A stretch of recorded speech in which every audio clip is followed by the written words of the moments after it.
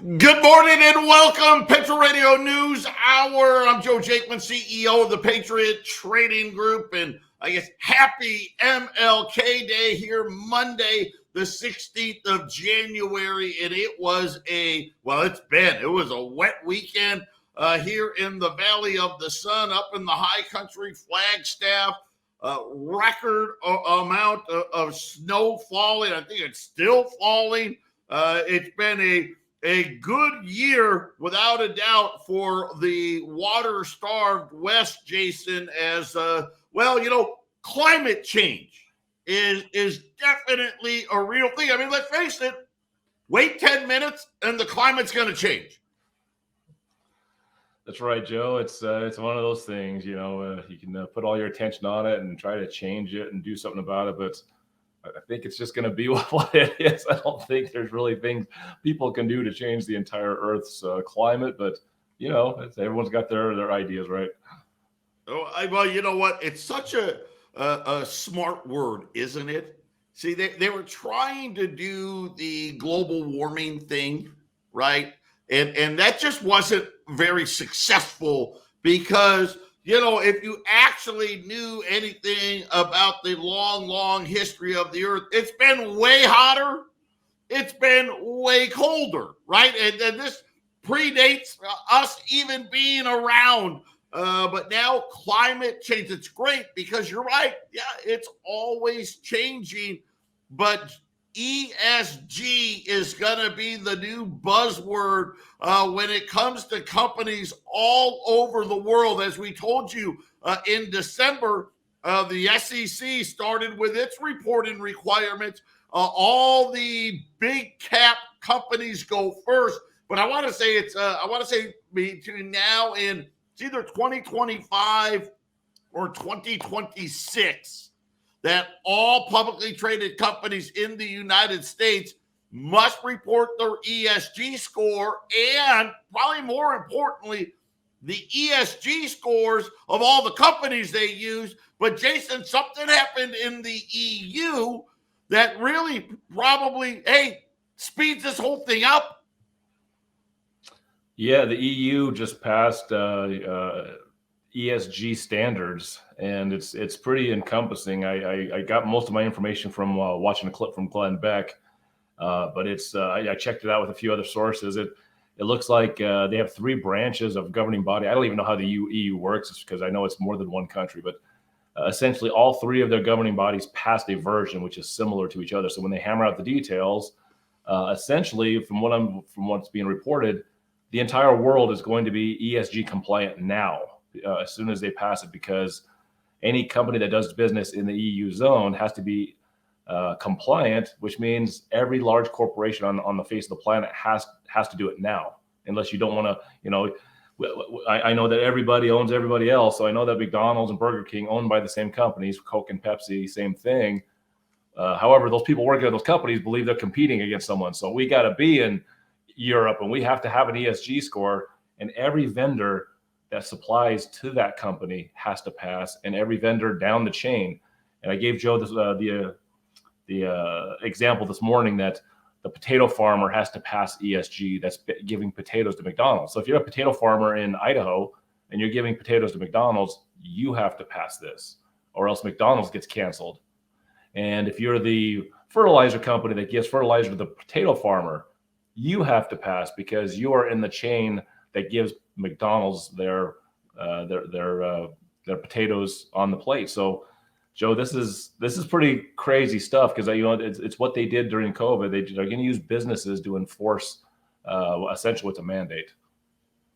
Yeah, and the problem is this is going to be incredibly burdensome for small businesses. This is going to, without a doubt, essentially force a lot of companies out of business because, Jason, they simply are like, well, wait a minute, if I have to spend this money to somehow try to figure out how to track an ESG score, I'm no longer going to be competitive because, let's face it, we know companies like McDonald's, companies like Walmart, Pepsi, Coke, right? They dictate, they tell you, listen, this is all we're paying for your product. right? You want to sell potatoes to McDonald's. Hey, this is our standard. This is all we're going to pay. And they don't really care what you have to do. Hey, if you can't make it, oh, well, don't worry, because when you go under, we're going to buy your farm anyway and take it over. This will cause a lot more shortages in the near future, Joe, because if this gets into place this year, and I don't know how this all gets put into place and when, but when it gets put into place, it will cause a lot of, let me give an example. Here in Colorado, they passed the cage-free eggs. In Colorado, you have to have cage-free eggs. Well, I like cage-free eggs. I like organic eggs. I don't even eat eggs very much, but when I do, I want to try to have a good source. But I didn't want to get rid of the caged eggs because a lot of people want the cheapest egg they can get. And there's a bunch of those on the shelves. Well, Joe's, to this day, there's still empty shelves of eggs in Colorado since the beginning of the year started because they're causing the prices to go up and shortages of cage-free eggs across the country. I mean, every other state in the country, I don't know how many states have this law in place, but every other state in the country is going to have shortages of cage-free eggs because that's all Coloradans can buy now. That's going to happen with ESG. Shortages on potatoes because, there's a potato company that was being sourced by McDonald's. They don't fit it. Just like Joe says, you're canceled until you can fix your stuff. So this is big dark clouds looming when it comes to this stuff, Joe. Yeah, and it's really interesting, like you said, how it's going about and how it's coming about, passing laws, and of course we know BlackRock in State Street and Vanguard were trying to create the illusion that, hey, we're only going to invest in companies with high ESG. Well, don't worry. Now here comes some laws to help it all along. Patriot Radio News Hour. We'll be back after the break.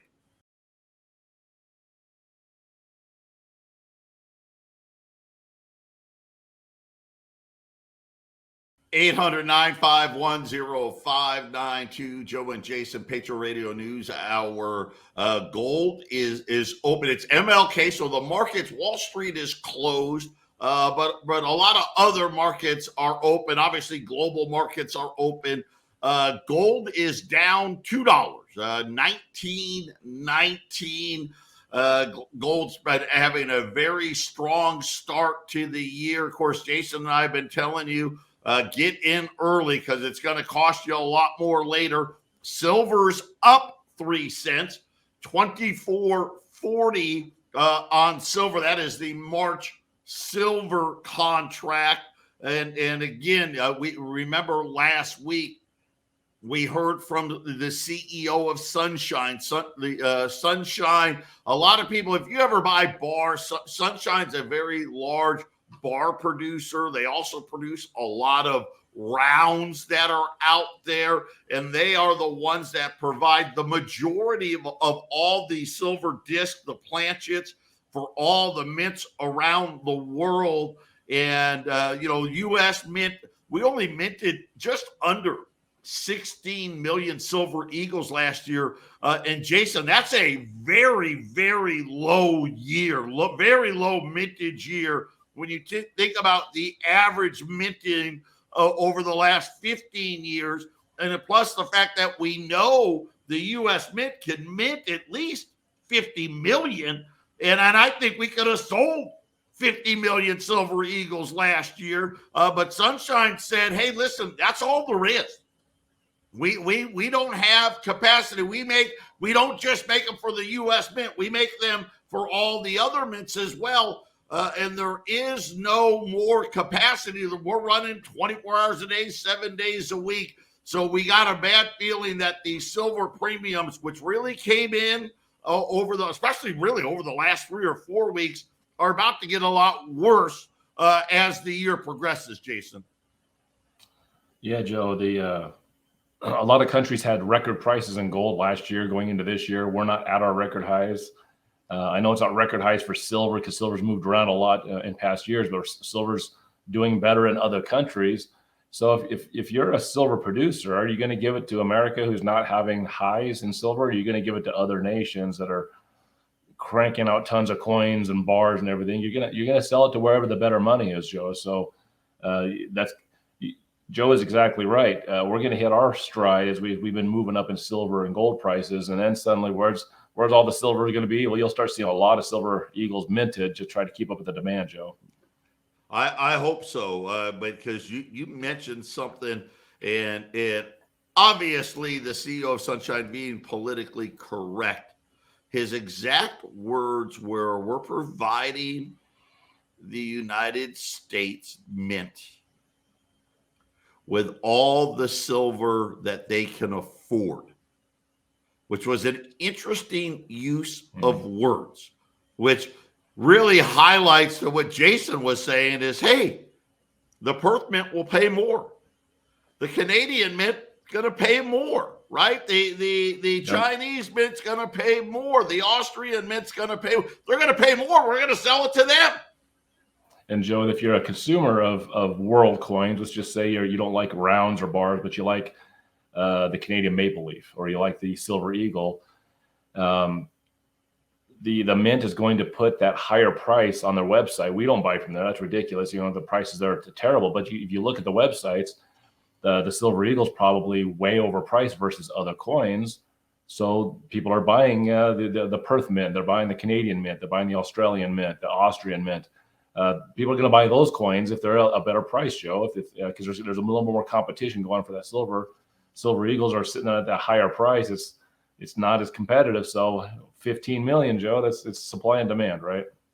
Yeah, exactly. And if you'll notice, go out to allamericangold.com. Silver prices are up on the website. Silver Eagle prices are up. $50 prices are up. But continue to stack it here. This market recap brought to you by our friends at Refi. This is another thing. You don't have to worry about shortages. You don't have to worry about the Fed. You don't have to worry about what interest rates are going to do. Are they going to go 50 basis points, 25 basis points?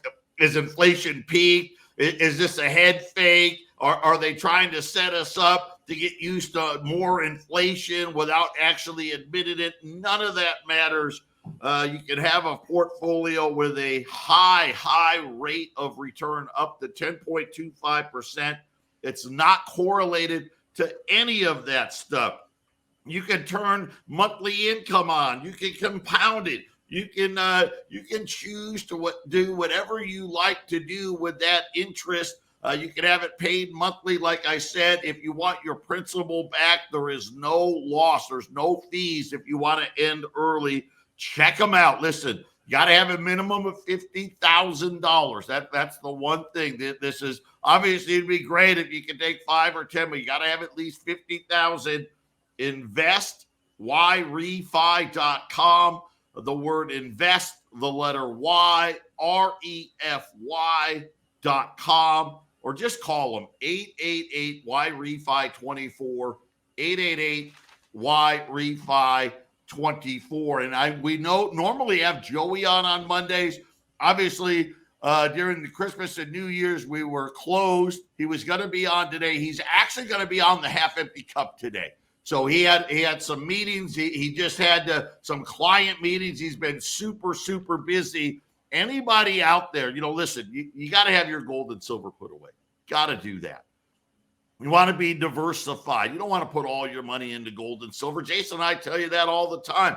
Maybe you put some money with Refi. If you got 401ks or IRAs, annuities, insurance, Joey's the guy. You got to get in and you got to call him 602-909-9048. And it's been pretty cool. I talked to him. He doesn't share with me any of your guys' information. So don't worry about that. I have no idea what it is. There's a confidentiality. He's a fiduciary, so he's going to only operate in your best interest. But Jason, he's had a bunch of his clients call him to thank him because they're like, man, I'm so glad I called you. You switched it up for me. I would have been down another 10, 15, or 20% hadn't I made the call. So you know what? I don't know what people are waiting for. It's going to be chaotic. There's no doubt about it. You might as well have somebody who's actually looking out for you, help you out. That's right. Why Refi? There's a reason Joe and I have brought this to the air, because it's a great partnership. So we're going to keep pounding that away, and we wouldn't tell you to do something that was harmful to you. So jump in. Joe, I got something really quick I was going to ask you about with inflation. I've seen some stuff over the last few weeks I'm paying more attention to, something I was ignoring, but I'm starting to pay attention to a little bit. Only reference point I have in front of me for the recent years is 2015, where that CPI number that we talk about so much more because inflation's hot the last 2 years. It was negative 0.1 in January of 2015. It was 0, then it was negative 0.1 and negative 0.2. It was also 0 and 0.1, 0.2, and that inflation number came back up where the Fed wants the inflation. Those are deflative numbers. A couple of the guys I'm watching, especially one in particular, he's saying that we're going to see the inflation, the CPI number, keep dropping this whole entire year until we get into deflation, negative numbers this year later. What do you think of that? What would happen if that guy's right? Well, again, the only way he can be right is we've got layoffs. We've got a big recession coming.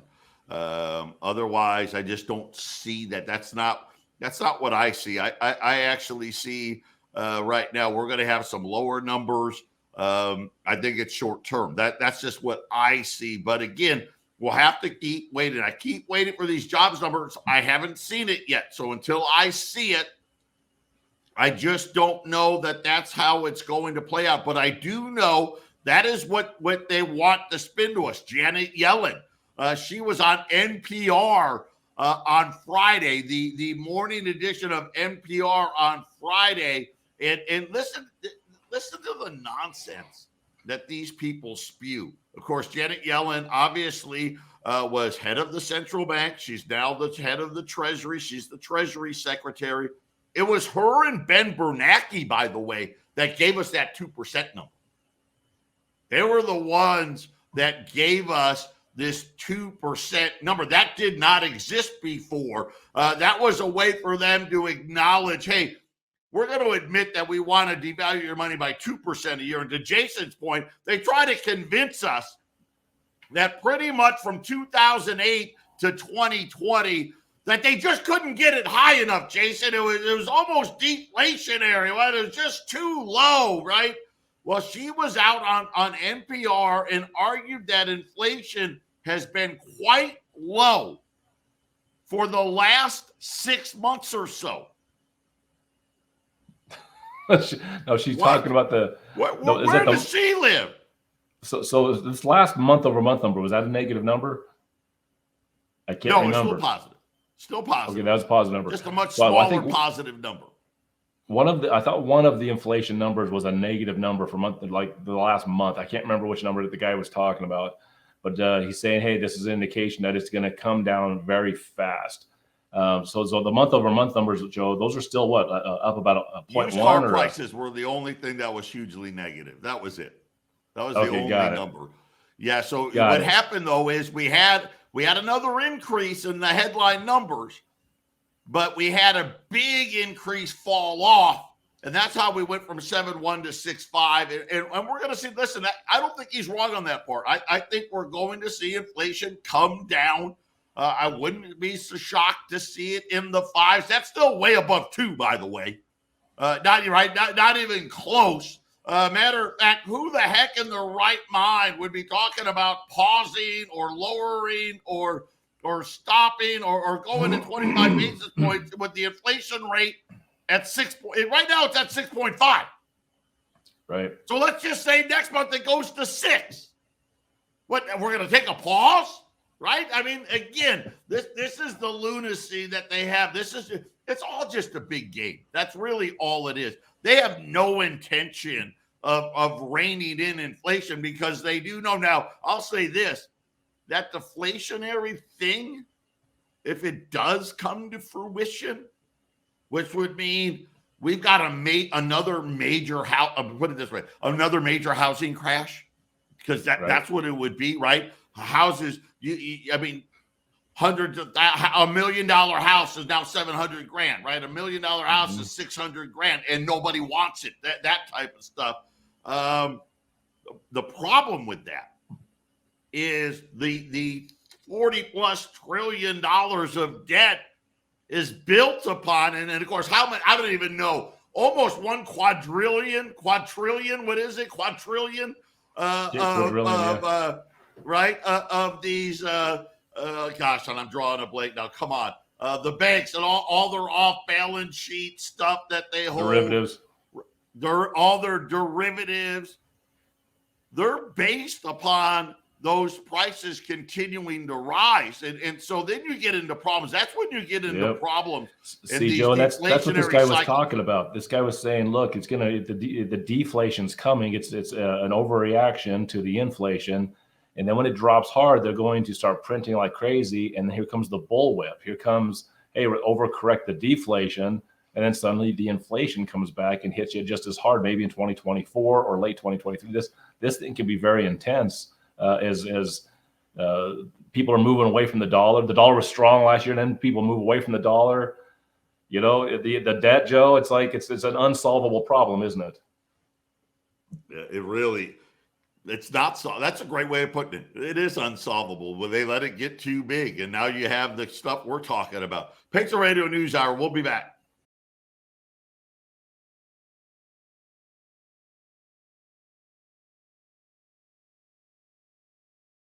800-951-0592. I guess that's really the big debate, Jason, is what is inflation going to look like in 2023? Because I think for a lot of people, that's going to be really telling about what the Fed does. Most people will argue that inflation's going to come down because we're going into recession. Guys like Jeff Gunlodge are saying they expect the Fed to stop raising rates very soon, right? Some as early as February. I'm still sticking to March. But there's also talk that before 2023 is over, that they're going to be lowering rates again, because once again, the worry is that deflationary cycle. People are betting that the Fed is more scared of the deflationary cycle than the inflationary cycle, which is why when you were sitting there talking about, wait a minute, we're at 6.5% and people are already, we already had the Philadelphia Fed guys on record saying he's a voting member. He only wants to go a quarter point in February. James Bullard is on record saying, hey, we should stop at like 5%. Jason, it's kind of funny when you hear that, but that just tells you they definitely are more scared of deflation than inflation. Yeah, if they decide to lower rates later this year and start printing money, that will be the overreaction, which will bring back the inflation. If they're, I guess I gave them too much credit saying when I said in previous weeks that I thought that they'd stop raising rates and just sit there for a year. If there's some turning and burning in the markets, things are showing a lot of stress and there's a lot of fear. Yeah, they could lower the rates, Joe, and that would be considered, in my opinion, an overreaction to what's happening. And then they'll probably inject a bunch of cash, and then you'll have the inflation come back. And this, if you look at the inflation cycles in the 70s going into the 80s, it's like up and down, and then back up, and then down, and it peaks and valleys very dramatically.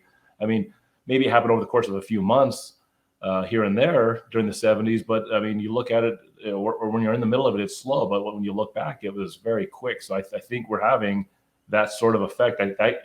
We'll see what the Fed does, Joe. You're right. They may just be so scared by the world freaking out on them that later this year they drop the rates. It would be stupid. Just hold on tight, get through the storm, right? But that's not what they're going to do. They want to mess things up. It's going to be interesting. And again, here's the reality. And when Jason and I have said this for years now, they're in the corner. They put themselves into the corner here. There's no good outcome for them. We have too much debt. They've printed too much money, and now they're stuck, right? And let's face it, even the number they're giving us, it's not tracking inflation. It's not tracking inflation. My wife and I were at the store again this week, and every week now we kind of marvel at, because a lot of stuff, our younger son's still at home, but he's working and he's getting what he likes to eat, and he eats. really, really healthy, which is great. But my wife and I, we're kind of empty nesters, so we're buying this or that. We're not buying. We don't go to the store and spend $300 or $400 on groceries anymore. So we'll go in and we'll buy, enough food for 4 or 5 days, right? And then we'll be back again, and we're buying different things. And there may be an item that we haven't bought in a month or two, or even 3 or 4. And hey, let's have that next week. Oh yeah, okay. Well, I need to go get, and you go get that item, and then you see the price of that item. You're like, what the heck? The prices have doubled, and some tripled. We know about eggs, but it's everywhere in the supermarket.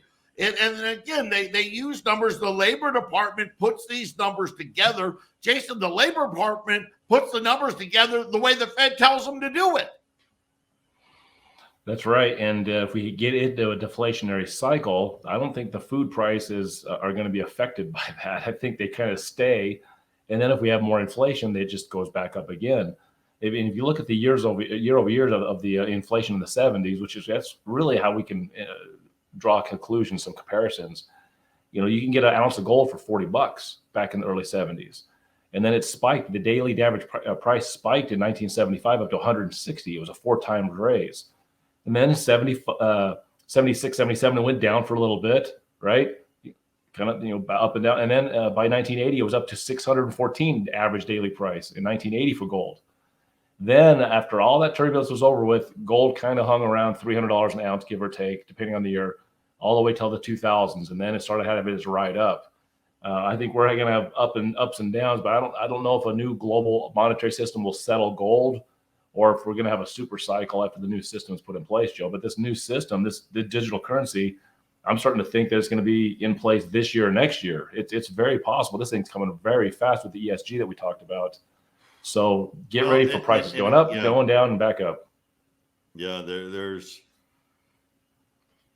it can be a lot sooner than we thought, right? When we're talking about digital money, and put it this way, we're already accelerating the pace. There's a lot that has to go on before they actually institute the use of it. And right now, all the governments all over the world, they're all racing towards this goal. It's coming. And again, it may be behind the scenes first, right? The behind the scenes digital coins, those Fed coins, if you will, they may be out, Jason, before the end of the year, or be using them by 2024, and it may not get to us till 2025, right? Because as they get ready, they put these things into place. We learned last week the ECB has let us know that private companies, and by private, probably publicly, not probably, publicly traded, Visa, MasterCard, they're going to be the ones that are going to handle the clearing of these payments. And so we're already starting, they're already laying this groundwork, and they're slowly, little by little, coming up with the framework on how all of this is going to work.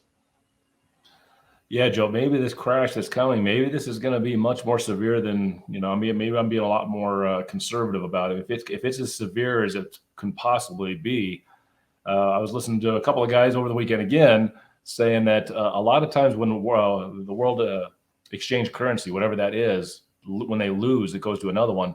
A lot of times what happens is the people of the world decide where they want to do business. If people run from the dollar, so to speak, wherever the people run to, that might be the currency that everyone goes to. And if that's the case, that's going to be an enormous crash that's going to happen, Joe, so that they can blame the crash to go to this new currency. Patriot Radio News Hour. How much does your portfolio weigh? We'll be back after the break.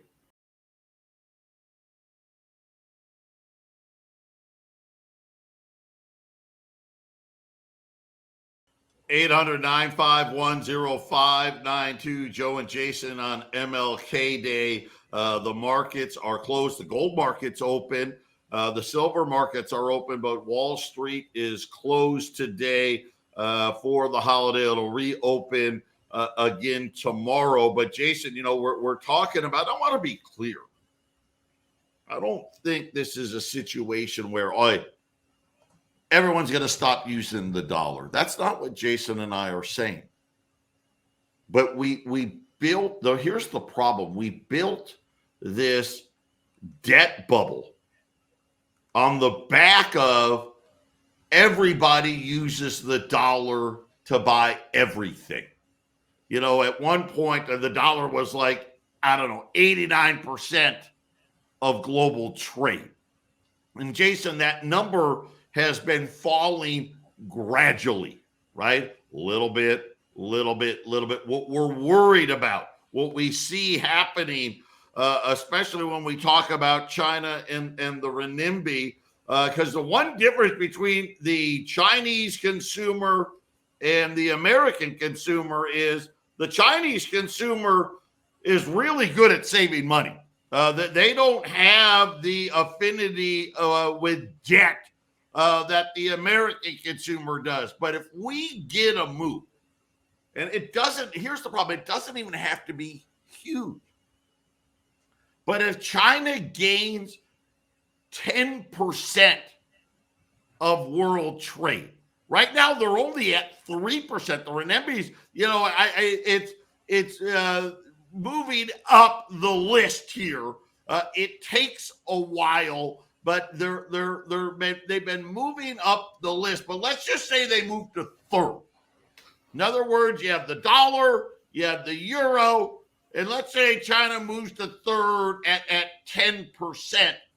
Well, that's an increase from 3% to 10%. That's 7 percentage point increase. And let's just say 5% of that is dollars, 2% of that is euros. Jason, just that is enough to really cause problems for the U.S. dollar because of the amount of debt we need to sell every single week. Yeah, I mean, once again, it's where people feel safe to have their exchange, their currency. Currency is how essentially I'm going to sell this and buy that, and you have to have something in the exchange. And it's interesting, Joey. Once again, I did a lot of watching over the weekend. I saw some stuff about China that looks so terrible that one guy saying that in the next 10 years, China will completely collapse as a society. Yeah, He's saying I don't buy that at all. I don't buy that. Well, it's interesting. He talked about the same people. It's the same people that say we're going to collapse. It's utter nonsense. They're the second largest economy in the world. They just had the biggest industrial revolution the world has ever seen. Correct. Now, doesn't mean they won't have their problems, but they're not collapsing. Anyone who believes that doesn't know what's really happening out there. That's just my opinion. They may not have young workers to replace their old workers. Everybody had the one that, right? Well, that's true. That's true. But who's illegally immigrating? Who's going to illegally immigrate into China to fix their population problem? You know what I mean, Joe? The labor cost in China's gone up. Could be India, could be Vietnam, could be Cambodia. It'll be somebody, right? It's possible. I'm wondering that a lot of this economic stress worldwide that's going on, Joe, is because China is not as healthy as their economy seems. They're the ones that lie even more dramatically about their numbers. They've actually lied about their population by a factor of either 100 to 200 million more people than actually live in that country. There's some really serious problems going on. Maybe what's going on in the world right now and the big economic change we're going to see has a lot to do with China's economic powerhouse is not what it is. It's maybe they're the ones that are falling, Joe, and maybe it's not something that's easily fixed. I mean, their labor from 2000 to now has gone up a factor of 14. I'm going to say this. I hope you're wrong, because I know for a fact without them, it's going to be worse here, because they are a huge economy. Huge economy. I don't think people really understand how big of an economy China really is in the world. It's so massive, huge. Joe. Anybody that thinks, by the way, anybody that thinks that we can take everything China does and bring it to Mexico is a complete idiot. Okay, because it just can't happen that way. Nope. You need ports. You need transportation. You need to be able to get these goods and services shipped all over the world. The global supply chain is a very complex puzzle. And I hate it. I say, oh, they're going to move everything to me. That's not true. They may move a few things, but Mexico is not designed to make up. I heard people talking about we'd rather deal with the Mexican drug cartel. I mean, Jason, it's insanity. Well, labor in Mexico is cheaper than China now. I don't think people understand this. It doesn't matter. It's not. No, Joe, you're exactly right. Everything can't be moved out of China. But when we're talking about what's happening in America, look at the inflation we've had the last 2 years. Is this going to stop? If China is that much more expensive just in the last 20 years, I don't see if they're not fixing it in China, how can it get any cheaper? So we may have a contagion problem in America that we can no longer get cheap goods in China. It's never going to get cheap again. Well, and again, I think as these things evolve, where is going to be, because really, I think and this is just me, I could be wrong, but I think there's only one cheap place left. Right. And well, maybe there's two, but they're in countries that are so rife with corruption and coups. And we're talking about Africa. We're talking Central America. These countries are so unstable that it makes it really hard. Right. Because that's what you would think. Eventually, wouldn't it go to Africa? Wouldn't it go to Central America? Not if these countries are unstable. It doesn't. Well, we'll see, Joe. I mean, Mao was killing millions of people. We moved it all there. Good point. Well, but again, you got to remember, China's been stable for a long time. It's been a while since Mao killed all those people. We'll be back.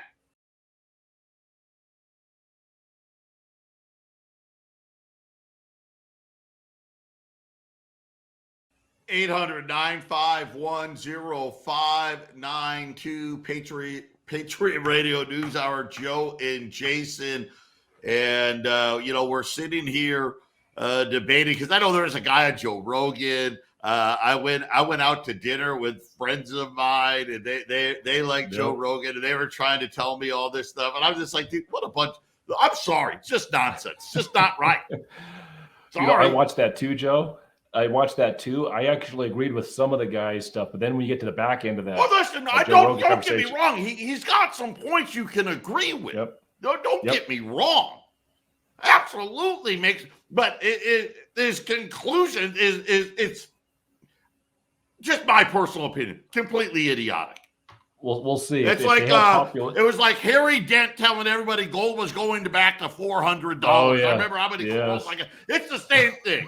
Same thing, right? Okay, not happening. Okay. The reason I agree with some of his stuff, listen, Joe, and they give you some really good arguments. Well, man, that makes really good sense, unless you actually know what you're talking about.